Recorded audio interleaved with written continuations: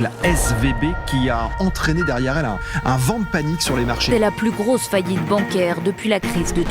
Silicon Valley Bank. Qui suscite l'inquiétude autour de la banque Crédit Suisse.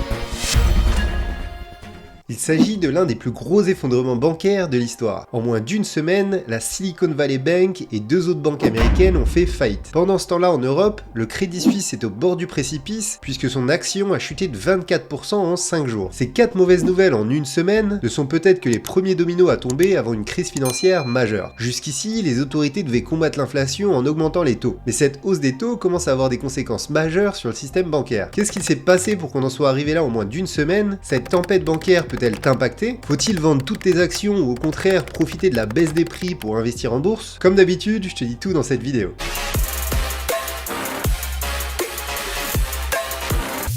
Cette semaine mouvementée a commencé avec la faillite de la Silvergate Bank, qui était passée inaperçue. La Silvergate Bank est une petite banque régionale spécialisée dans la crypto-monnaie. À la suite de nombreux problèmes dans le monde de la crypto, dont notamment la faillite de FTX, de nombreux clients ont voulu retirer en même temps leurs fonds. La Silvergate Bank n'a pas pu répondre à toutes les demandes de retrait et a ainsi fait faillite. Le même jour, la Silicon Valley Bank annonce souffrir du ralentissement du marché de la tech. Pour info, la Silicon Valley Bank, aussi appelée SVB, c'est une banque qui finance depuis des décennies des startups américaines. Lorsque la SVB fait cette annonce, les clients commencent à paniquer et se ruent encore une fois sur leur argent pour tenter de le retirer de la banque. C'est ce qu'on appelle un bank run. Le problème est que la SVB n'avait plus à disposition tout cet argent. Comment ça, elle n'avait plus à disposition cet argent? C'est une banque, non? Pourquoi elle aurait plus l'argent de ses clients? Eh bien, pour faire simple, une banque gagne de l'argent en investissant l'argent de ses clients dans des placements qui sont en général sûrs. En 2020 et 2021, le financement des startups a explosé grâce aux taux qui étaient historiquement bas. Puisque les taux étaient bas, les startups ont fait énormément de levées de fonds et se sont retrouvées avec beaucoup d'argent sur leur compte. La Silicon Valley Bank s'est alors retrouvée avec 100 milliards de dollars sur les bras à placer d'un coup. Elle a donc décidé de tout mettre sur des obligations américaines à 4 ans. Des obligations américaines à 4 ans? Ça veut dire quoi ça encore? Une obligation américaine, c'est tout simplement une sorte de contrat qui te permet de prêter de l'argent à l'État américain pendant une durée fixe. Ici, en l'occurrence, la durée était de 4 ans. La SVB a donc prêté les dizaines de milliards de dollars qui appartenaient aux startups à l'État américain pendant une durée de 4 ans en échange d'un taux d'intérêt. En général, ça ne pose pas de problème, sauf quand tous les clients veulent récupérer leur argent en même temps. Et c'est ce qui s'est passé avec la Silicon Valley Bank. Pour satisfaire les demandes de retrait, la SVB n'a pas pu attendre la fin des 4 ans et a donc dû revendre à perte ses obligations. Ajoute à ça l'effondrement du prix de son action et la SVB s'est retrouvée dans une impasse. C'est de cette manière que la SVB, la 16e plus grosse banque des États-Unis, a fait faillite. Quelques jours plus tard, c'est au tour de la Signature Bank, la 21e banque du pays, de faire faillite. Mais cette fois-ci, c'est l'État américain qui a pris cette décision. Officiellement, le gouvernement a indiqué faire ça pour éviter un effet de contagion en anticipant les retraits massifs qui allaient survenir à la Signature Bank. Quoi qu'il en soit, ça nous fait déjà 3 faillites au sein des banques américaines en moins d'une semaine à cause principalement de la hausse des taux directeurs. Mais attends, comment la Banque fédérale américaine a pu augmenter ses taux depuis des mois sans voir ce problème arriver? Eh bien, depuis la crise de 2008, les règles se sont resserrées. C'est notamment ce qu'on appelle les règles BAL 3. Ces règles obligent notamment les banques à garder un minimum d'argent pour qu'elles soient prêtes en cas de demande importante de retrait. Sauf que depuis, le président Trump a appliqué une merveilleuse réforme qui s'appelle le Taylor Act. Les règles BAL 3 s'appliquaient aux banques ayant au minimum 50 milliards de dollars dans leur bilan. Sauf qu'avec le Taylor Act, Trump a décidé que ça ne serait plus 50 mais 250 milliards minimum. En gros, selon lui, seulement les banques ayant un bilan supérieur à 250 milliards de dollars pourraient représenter un risque pour l'économie. Après cette réforme, il n'y avait plus que 13 banques aux États-Unis qui devaient appliquer les règles BAL 3, alors qu'il y a 4 à 5 000 banques actives aux États-Unis. Il y a donc une grosse partie des banques aux États-Unis qui passent sous le radar du contrôle de la Banque fédérale américaine. Ces banques, dont la Silicon Valley Bank faisait partie, font donc un peu tout ce qu'elles veulent. À titre de comparaison, il y a plus de 400 banques en Europe qui doivent se soumettre à cette réglementation BAL 3. L'Europe est donc bien plus protégée face à ce genre de problème. Bon ok, il y avait peu de réglementation et la hausse des taux a été fatale pour ces 3 banques. Mais c'est quoi le rapport avec le Crédit Suisse? Eh bien, il s'agit en fait de 2 histoires complètement différentes qui arrivent en même temps. J'avais fait une vidéo là-dessus l'année dernière.